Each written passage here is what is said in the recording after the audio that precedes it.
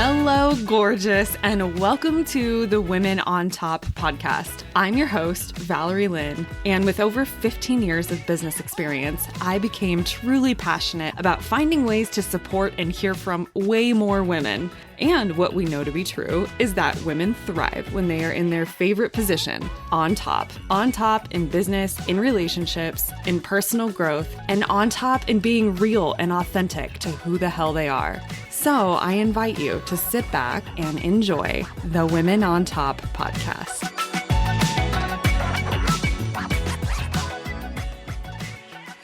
Well, welcome back to another episode of the Women on Top. And today I am so humbled and thrilled to be joined by Megan Febuary. And she is a trauma-informed writing coach. She's also an amazing author and founder of For Women Who Roar. She's dedicated her life entirely to really helping women write these stories that they've been afraid to tell. And she does this really uniquely by helping them use their body, their voice, and kind of these pages as tools for a method of healing. And I'm just really excited to have her dive into this process that she uses and help us kind of all learn a little bit about the stories that live inside of our bodies. So I just want to say thank you so much for being here today, Megan. And I'm just really glad to have you.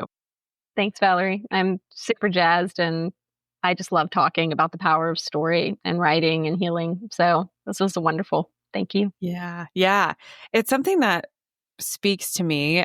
I have always written and journaled ever since I can remember. I feel like I've just always had a notepad and I'm just kind of always writing. And so I'm curious for you, was there kind of a moment for you when you realized that your story or your truth could actually heal and not just you, but help heal others too? Yeah, I'd say for that question, it was later on. I mostly used it as a kind of personal healing process. There was never, when I was younger, a thought about how that might translate over into supporting other people. It was just like a lifeline for me to discover my truth and to help process all the things I was going through on the page when I didn't feel like I could do that anywhere else. I'm trying to think when that was. It probably wasn't until I'd say graduate school. So I was late. I was in my 30s or almost in my 30s by that point, and that's when I had started studying about the body as a storyteller and really looking into this work of, story work and narrative therapy and all that kind of good stuff. And thinking, wow, what if this way that I always, look to healing myself through creativity and arts and writing and poetry and all these things, what if I did that instead of I didn't want to go the normal therapy route that wasn't really landing with me. I was like, what if I created a different type of experience? And so I began to move into that, but it took a lot of different forms before it took on the form of writing coaching and all these things. It took a form of, creating a literary magazine or, creative coaching, which I love too. Various forms, but it wasn't in this way until then. And I think I'm trying to think of that moment of what it was, the aha. I think people just started coming to me and asking me about my journey. And then as I was doing that research, I started kind of seeing, what if this was a way we could turn this into something for others? How does it heal? Just kind of at a high level. I know there's so much there, but from your perspective, how is it helping women heal? Yeah.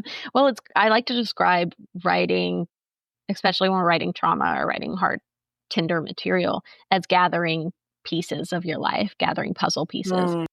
So a lot of us have these fragments of our journey just scattered about, and we might not identify it like that, but we might have this sense of feeling discontent or this sense of, I don't feel whole. And so much of the work with writing, journaling, whether you're putting it together in some book experience or whether it's a reflection, listening process for your life, when we begin to gather those pieces and note the themes, note the patterns that have occurred over time, and begin to retranslate it as an adult, as someone who has been through and survive to the other side of it.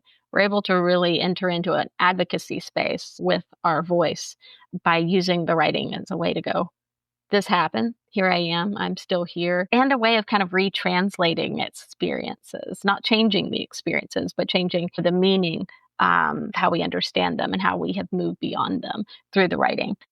Yeah. I feel like it is such a great way to kind of learn our own voice in a way. I'm wondering for the person who's listening to this, and I'm thinking of myself too, where they're maybe thinking like, gosh, but I'm not a writer, right? Like, gosh, Yeah. but I couldn't dedicate that much time. I don't have that much time, or I just don't associate with being a writer. What have you found there? And like, what would you say to that woman? Oh my gosh, I love that question so much. Well, this book definitely isn't just for writers. It's for anyone that has a body, that has lived and experienced the good, the bad, the ugly of life. And it's a matter of reflecting. And yeah, there's a great book by Parker Palmer. It says, Let Your Life Speak. And so for me, it's learning to listen to your life, through the pages that we put down. And so often, and Joan Didion said this, an author said this as well, that, I don't know what I think until I write it down. And Hmm. so often we're kind of scrambling and busy and moving from one thing to another, whether that is a kind of form of dissociation that we're just juggling through things, or Mhm. maybe it's just how we process or whatever or move through life. But when we allow ourselves to slow down and really pay attention and gather the pieces, then we can really start to I don't know, note things that are shifting and changing, and how we can evolve beyond that place. Yeah. I love what you said there. It makes Mhm. me question too, actually, I want to back up. Tell us a little bit about the book. So if you could Oh, explain a sure. little bit about the book, how this came to you and, what it's really designed to do. Yeah.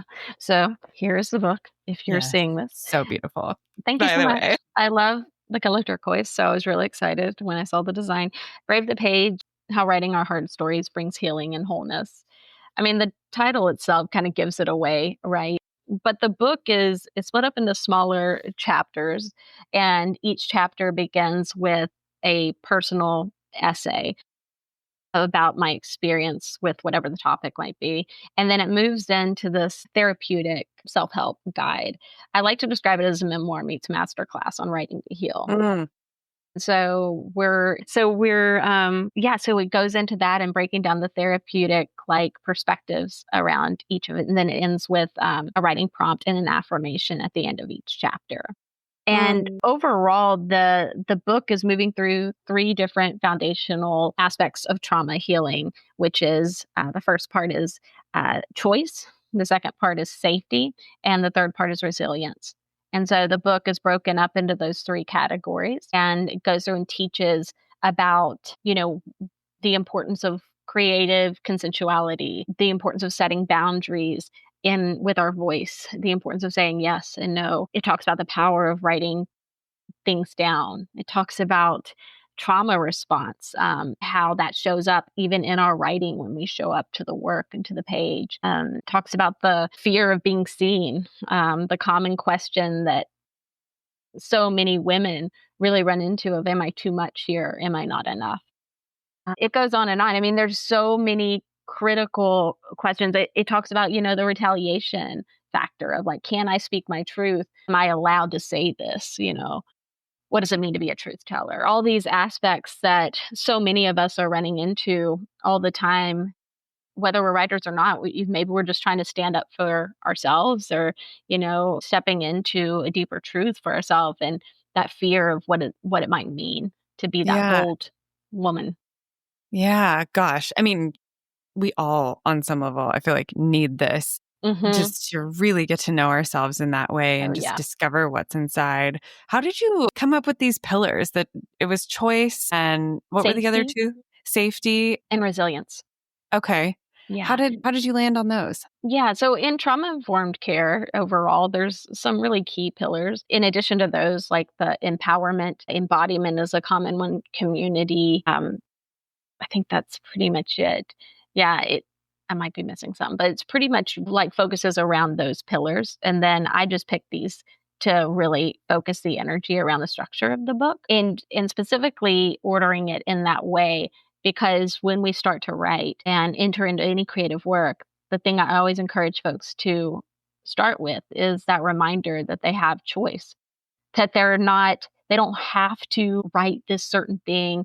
They get to make the decision. Or if they're feeling too overloaded or overwhelmed, they have the choice to slow down, to pace themselves, to pause, to kind of reframe that sense of like, I have to hustle through this. I can't take my time. I need to, get through this process as quickly as possible. Really letting choice be the key focus, because it is so helpful to avoid like creative burnout, getting overwhelmed, triggered. If we keep choice and that kind of advocacy right at the forefront, it's everything. And then safety is, it's making sure you have safe practices, grounding practices, embodied practices when you're sitting down to write tender material, or say you're going to therapy and, you're processing it through journaling after.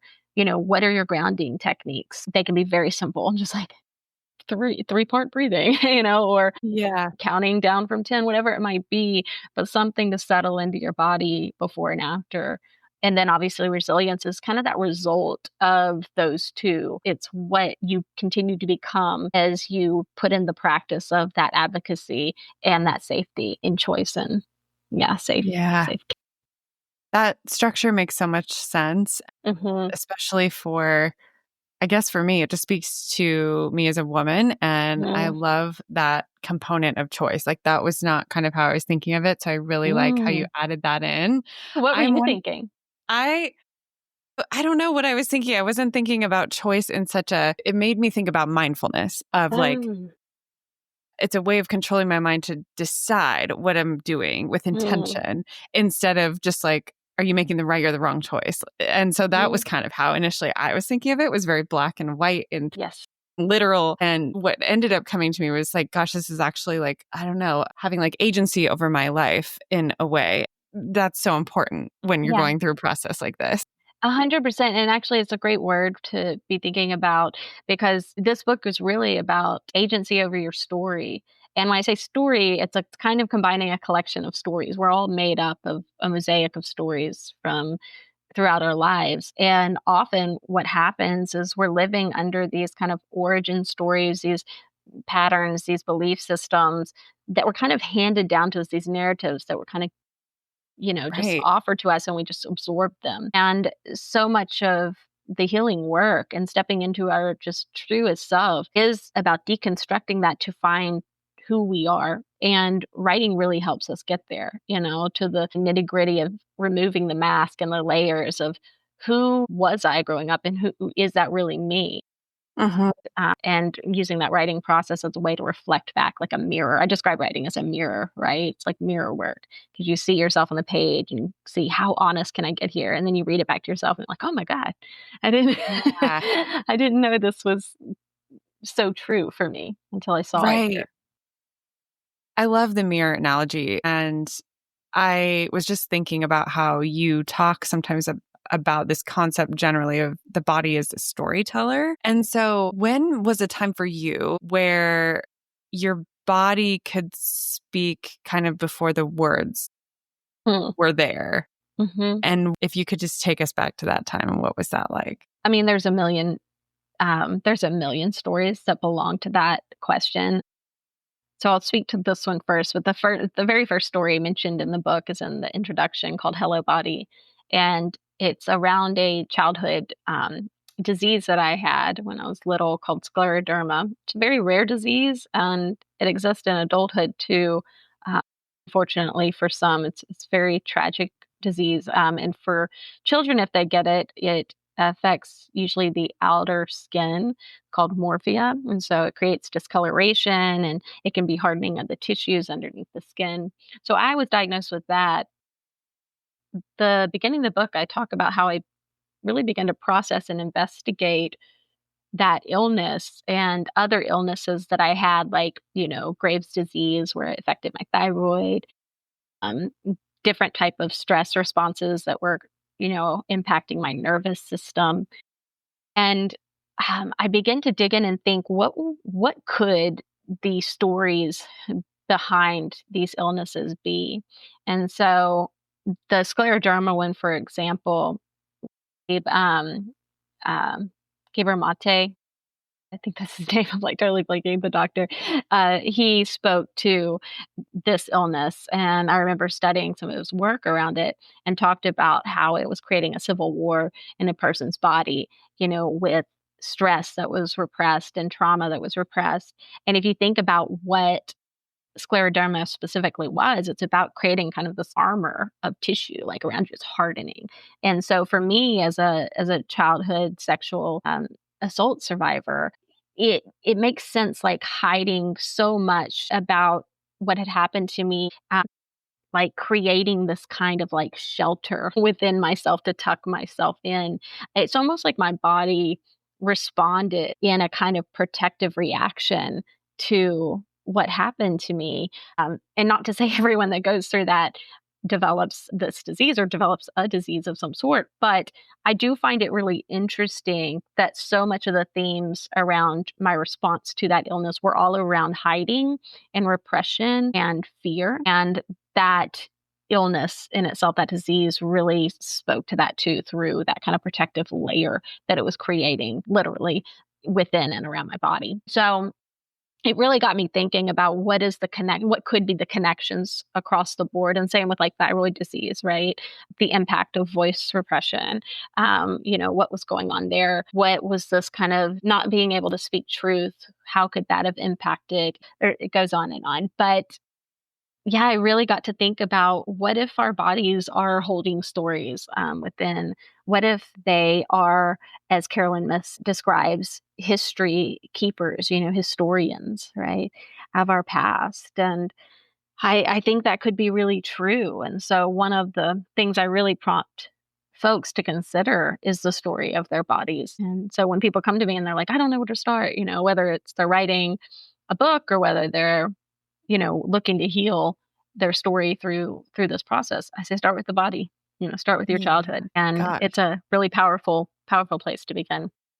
Yeah. I am just, kind of absorbing what you shared about your own personal stories. And of course, it got me thinking of my own. And it's like, gosh, what a Mhm. journey we could go on just to start to unravel that. Was writing for you, given some of what you've been through, kind of like I don't know, like I'm seeing it as like this saving grace Mhm. and like a lifeline for you. Is Yeah. that true? Yeah. I like to describe it as, a deep dive. It's like where I go deep, deep into the water, searching for like hidden treasures. I think with that description, I could also describe it as a womb. It's always held me and felt like just the warmest, safest place to exist. Even when entering into all the hard work of writing, fractured memory, or, you know, writing the various parts of my life and pieces of me, gathering all of this mess, and this tragedy, and bringing it together. It's very painful, but it also felt safe because it was where I could just be without anyone, interfering, and literally daring myself to be as honest as I could be on the page, and seeing, could I survive this? Could I survive this honesty and this truth? Can I, what will it teach me? What will it reveal to me? And it always does. It always did, continues to. Even days, like I've been writing forever, and I'll show up and I'll be like, man, there's nothing new to say, blah, blah, blah, blah, whatever. And I'll just be talking about like coffee and how boring life is or whatever.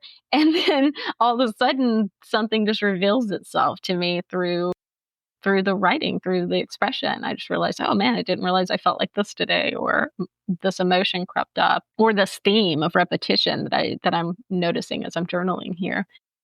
It's a great revealer. The Yes. page, yes.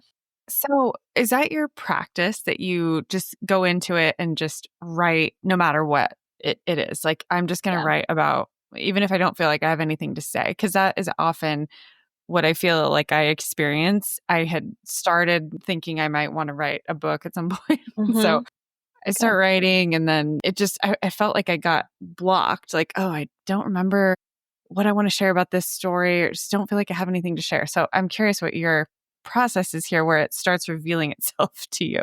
Okay, so I think there's two things that are really important about that question. The first is in terms of just showing up. I don't believe in writer's block. I believe I think we always have words. We always have things to say. It's really about the willingness to show up and be open to the blankness, the pause, the imperfection, the fear of not enoughness, right? All of that is the invitation there. So if you're showing up and you're like, I don't know what to write about today, whether this is content for a book or whether it is for just in life general, you can start with a prompt of some sort that can always be helpful to generate, or you can just literally start with just the rambling of thoughts, which is what Julia Cameron, talks about with the morning pages. If you just write down whatever comes to mind. And it usually it's just total rambling. Like I did morning pages I try to do it as often as I can.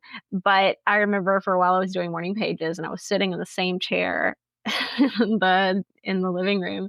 And there was a spider web that was outside of the window and it was all these spiders. And every day that I went there, that's the only thing I could write about was the spider and the spider web.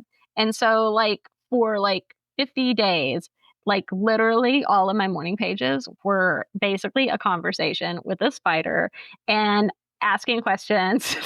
Spiders. It was really weird, but it was so funny. Love it. Yeah. Yeah, right? Well, it was very playful and very interesting. And I had to look and go, I kind of love this too, because I'm not showing up and going, well, I better talk about something very enlightening that I can share on my Substack or whatever. It just was about a spider. And it started birthing an idea for a children's book and other really deep metaphorical thinkings about webbing and layers and all this kind of stuff. But I think we just have to show up and let ourselves be surprised. But I think what really happens is we show up and we're terrified of the not knowing. It's like losing control. We want the control all the time. And when we show up to the blank page and we don't know what's going to happen, we're scared of where it's going to take us, and we call it writer's block, but I think we're really on the verge of an awakening if we show up to it and let our words speak to us and vice versa and open ourselves up to the conversation. Yeah, that's a interesting way to look at it. And it challenges me to want to start doing something like that, because I think I'm so type A that I'm almost trying to check a box a lot of the time of okay, I'm going to put in however many words to this book. And then I'm going to feel like I'm accomplishing something because I can see the manuscript getting bigger versus I'm just going to show up and write whatever comes to mind. Now, I will say, in regard to working on a specific project, it is a little different because I imagine if you're working on a book, you would like to finish this thing. You do have a goal of it being about a specific topic. You want it to be complete. You want to share it with the world, I'm imagining. So if that's the case, what I do encourage folks to do around that, instead of the kind of just showing up and not knowing what's going to happen, is do that piece beforehand, the kind of just scattered random thinking, even if it's just 5 minutes. I'll do this with writing groups before we have writing sessions. It's okay, just write whatever's top of mind for you, and just get it all out of your head for the next 5 minutes. And it might just be oh man, life sucks right now. This coffee tastes bad. Oh, I need to wash my hair. I don't have time. I don't know. It might just be all that, but it gets all that kind of busyness out of there. And then I invite them to think about, okay, now I want you to think about your book, this project you're working on, and what do you want to focus on today? Pick one thing you really want to focus on. And they might say, oh, I want to read the last chapter that I wrote and then try to write the beginning of the next one, or I want to focus on editing the last chapter, whatever it might be. So with that in mind, that's what I would say in terms of, keeping that movement forward, because you could easily collect words, but you might be writing about spiders in the middle of a romance novel and it's just not going anywhere. Right? I don't know. I want you to finish it. So it'll make you feel really good and proud of yourself. So yeah, but having a bit of format and containment there within your writing project is really important, and it'll make you feel really safe within the writing context too. Yeah. I mean, that definitely makes sense. They're two separate things, but also connected in the sense that I think it might help clear some of the cobwebs that, live up there and to help get a little clarity on what's next or how I Yes. want to take the direction of it. It's vulnerable to put your story on the page. And so, your title is Mm. so aptly named, Brave the Page. And it causes me to wonder for you, was there somebody that kind of gave you permission to share your voice when you were starting to do this? Or did you just unravel your own voice and your own words? Or, sometimes I just feel like I've had people in my life that have helped, be a permission slip, I guess. And so I'm wondering if somebody did that for you. Yeah, I think there's this part of the book where I talk about the importance of a good witness, right? A word witness. And a lot of times in our life, we have good witnesses and bad witnesses. One of the word witnesses that I had that was a benefit to me was when I was in middle school. I was an English teacher, and I had left my journal in the classroom by accident. It was filled with poetry, full of poetry. I still have all of it. And and I left it there and I was freaking out, I was running around the school like, "Oh my God, where's my poetry?" And I retraced my steps and went back there, and the teacher had the poetry book, and she was like, "Megan, is this yours?" And I was like, "Yeah." And she like held it for a little while and was like, "My book."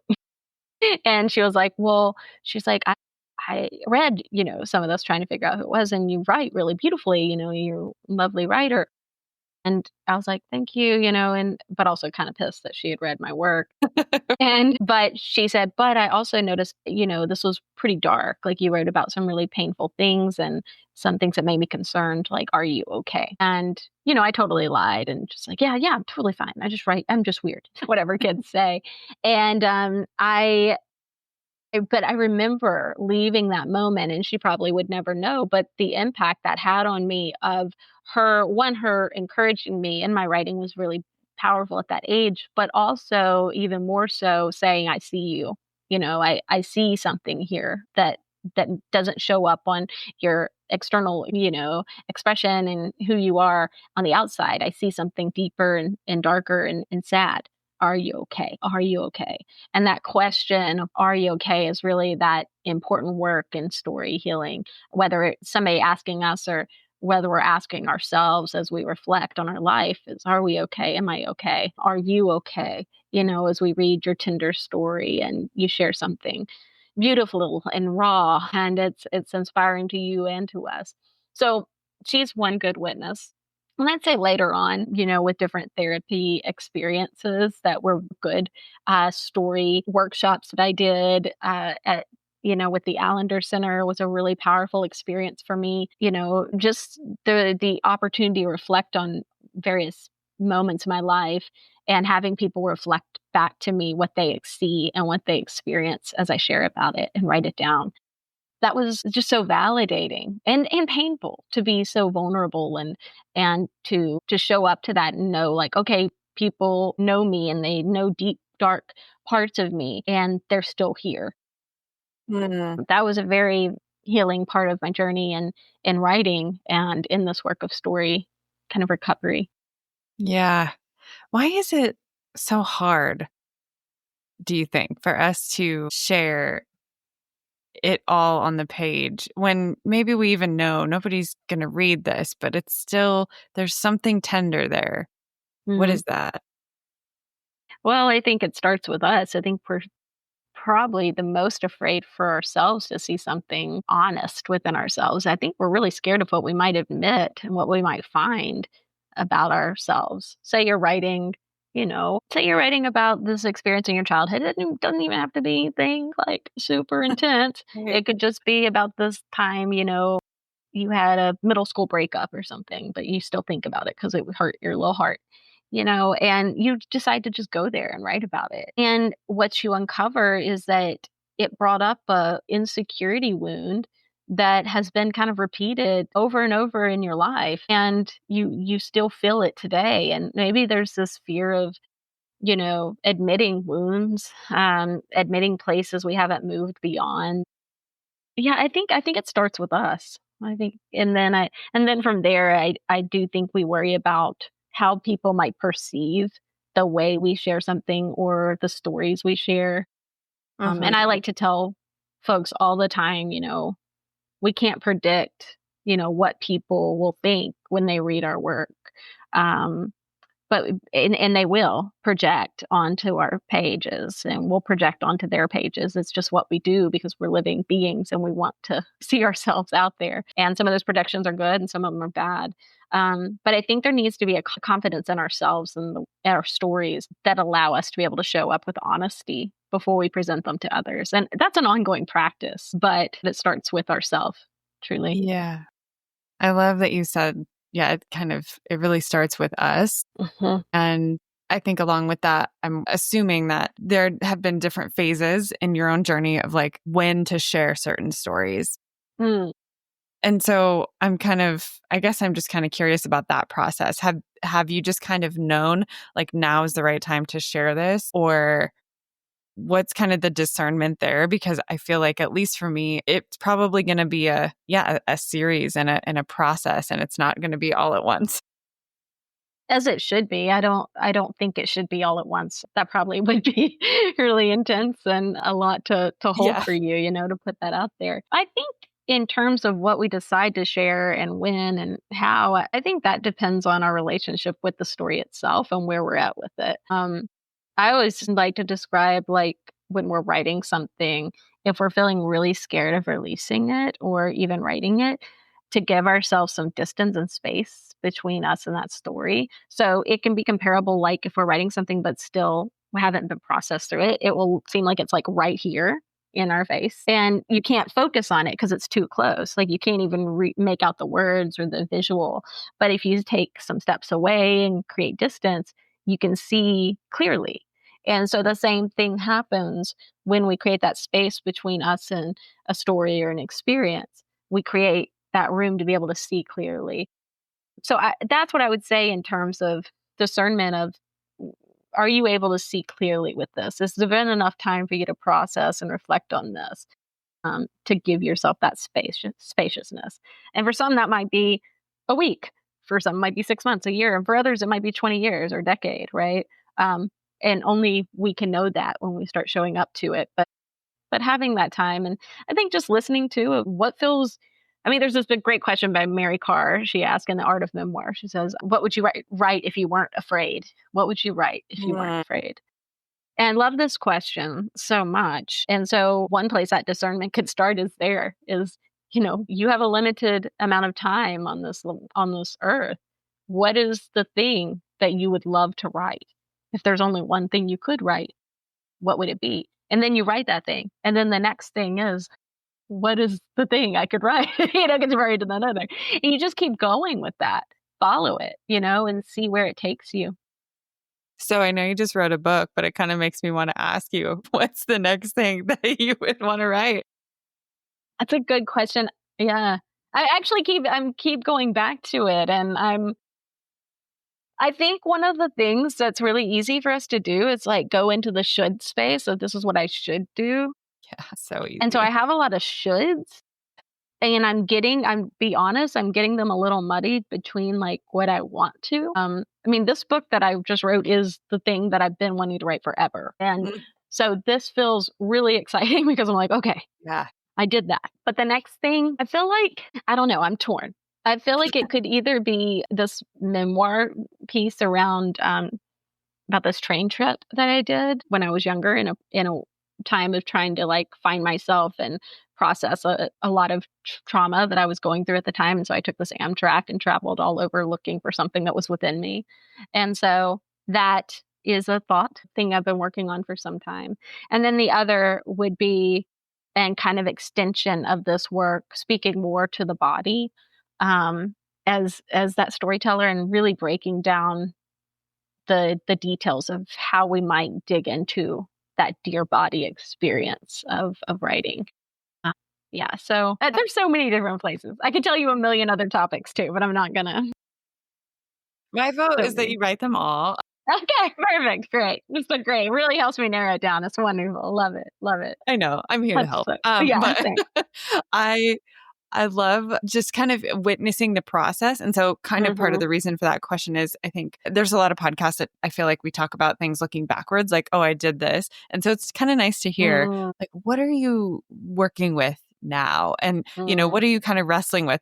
And those stories also just both resonate. I love the soul searching where I can like picture you traveling and kind of looking for that. And that this kind of a little bit of my story too. And I did a lot of traveling during the pandemic and Airbnb-ing my life all over. And, it led to some really beautiful things, but you uncover some really interesting things along the way. And so I'm wondering for the woman listening to this who maybe she is trying to process her own trauma, but doesn't really know where to start. What would you just like, give her as maybe start here? Well, first off, I would say, wow, I'm so proud of you for even daring to go to that place and for listening to yourself and to that invitation within you that's wanting something deeper. I would commend her for that kind of bravery, even of being open to it. Then I would say I would invite her to the page. I would invite her to brave the page. To one, this book I think would be a great place to start. It's not like trying to be a big pitch. It's just truly a really invitational read around digging into your life and thinking about the ways, your upbringing informed you, your body has transformed you, ways that fear has played a role. There's so much there to dive into and explore. So I would prompt her in that. If that wasn't resonant, then I would encourage her to go check out the morning pages, The Artist's Way with Julia Cameron. Basically, creative work. The reason I prompt creative work as an entry for healing trauma is because it touches back to our inner child. It touches back to this younger self that existed before ego. We just show up and we're messy and we're imperfect and we trust our creative process and truth to reveal itself to us. And we are able to kind of heal that younger version, all those ages, within us when we tap into the creative. So I would encourage her to go one of those places or anything else that feels like a creative entry for her inner child would be a good place to start. I am grateful that you have put this book out there as a guide, as a tool. And I think it can just help serve so many. So I'm glad that we're able to have this conversation. And I'm always impressed with women like you who've been through so much and have chosen to use it as kind of a portal for other women as well. And so thank you for, your creativity, yourself, and your bravery.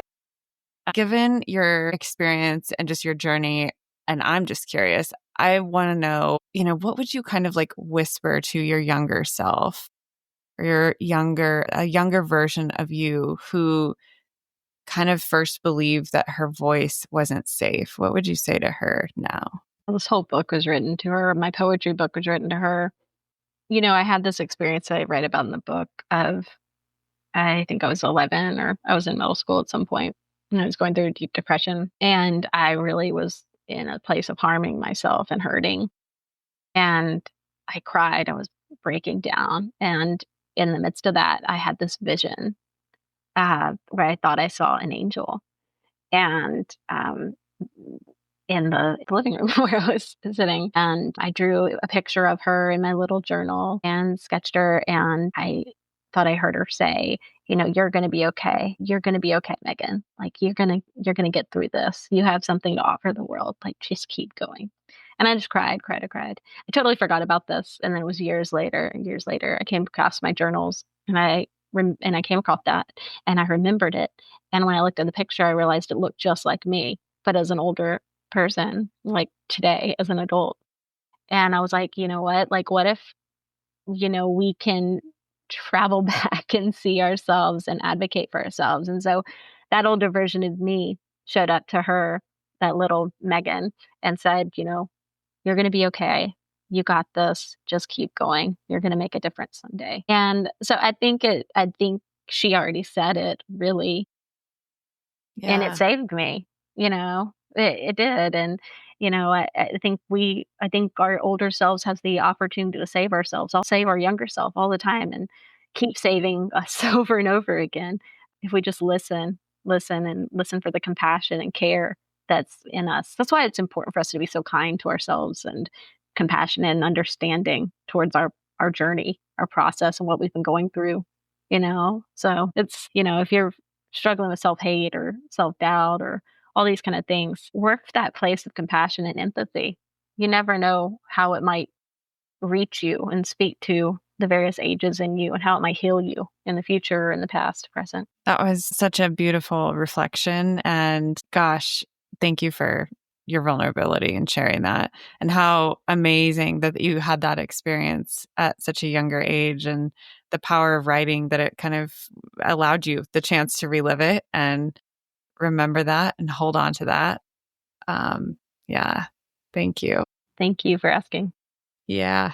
I have a tradition on this podcast where I ask the guest who I'm chatting with to leave a quote or reflection or just something that they want to share with the next guest, not knowing who it is. So I'd like to share the message that was left for you and then give you the opportunity to do the same. Yay! Gosh, this is such a good quote for this conversation.